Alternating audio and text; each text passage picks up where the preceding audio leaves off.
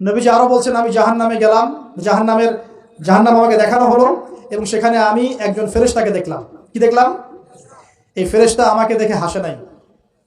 সবাই মনোযোগ দেন, মেরাজের রাতের সবাই নবী সাল্লাল্লাহু আলাইহি ওয়াসাল্লামের সাথে হাসি মুখে সাক্ষাৎ করেছেন এই ফেরেশতা বাদ দিয়ে। নবীজি বললেন জিবরাইল আলাইহিস সালামকে, সে এত গম্ভীর কেন, তার চেহারায় হাসি নাই কেন? জিবরাইল আলাইহিস সালাম বলছেন, যখন থেকে আল্লাহ পাক তাকে জাহান্নামের দায়িত্ব দিয়েছেন, যেদিন থেকে আল্লাহ পাক এই ফেরেশতাকে জাহান্নামের দায়িত্ব দিয়েছেন, ওই দিন থেকে তার চেহারার হাসি চলে গেছে। আর কিছু বলতে হবে? কেন হাসি চলে গেল? খুশিতে? জাহান্নামে আল্লাহ পাকের আযাব এবং এই আযাবের দায়িত্ব পালন করতে গিয়ে তার চেহারা থেকে হাসি চলে গেছে। নাউযুবিল্লাহ। নবীজি জানালেন তার নাম হচ্ছে মালিক। কি নাম? মালিক। আমরা দোয়া করি আমরা যেন তার সাক্ষাৎ না পাই, আমরা দোয়া করি আমরা যেন তার সাক্ষাৎ না পাই। আমিন। এবার নবী সাল্লাল্লাহু আলাইহি ওয়াসাল্লাম আসছেন, আসার সময় সুঘ্রাণ পাচ্ছেন। সুঘ্রাণ, ও একটা কথা বলি নাই, জান্নাতে তিনি যখন দেখলেন, সেখানে দেখলেন যে এখানে বেশিরভাগ অধিবেশী হচ্ছে এই উম্মতের গরিব মানুষ না। এই উম্মতের কারা? গরিব মানুষ, টাকা পয়সা কম, এত হিসাব কিতাব নাই, 5 ওয়াক্ত নামাজ পড়ে, রোজা রাখে, সাধ্যমতো দান সদকা করে, সত্য কথা বলে, জান্নাতে চলে যাবে ইনশাআল্লাহ।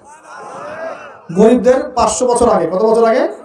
তার মানে এই উম্মতের যদি কেউ গরিব হয়ে থাকি আমরা, কষ্টের কিছু আছে? ইনশাআল্লাহ কষ্টের কিছু নাই। তারপর নবীজি আসছেন, তিনি বলছেন যে আমি একটা মিষ্টি জান্নাতি সুঘ্রাণ পেলাম।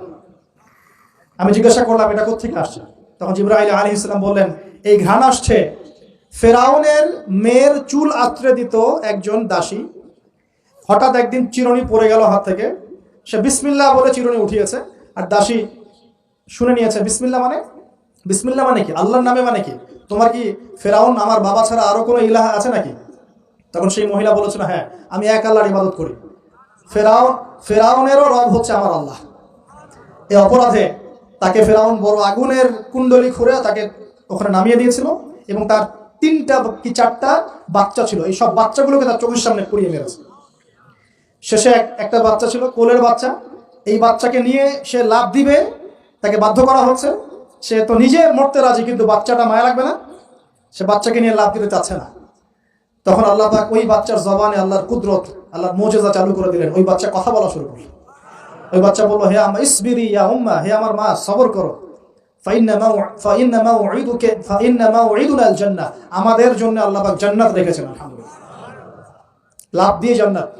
ওই যে ফেরাউনের স্ত্রী বলা ঠিক না এখানে, ফেরাউনের ওই দাসী যে চুল আশ্রয় দিত, আসিয়া, যার নাম বলা হয় কোনো জায়গায় আসিয়া, এবং তার সন্তানদেরকে যেখানে দাফন করা হয়েছে ওখান থেকে জান্নাতের ঘ্রাণ আসছে।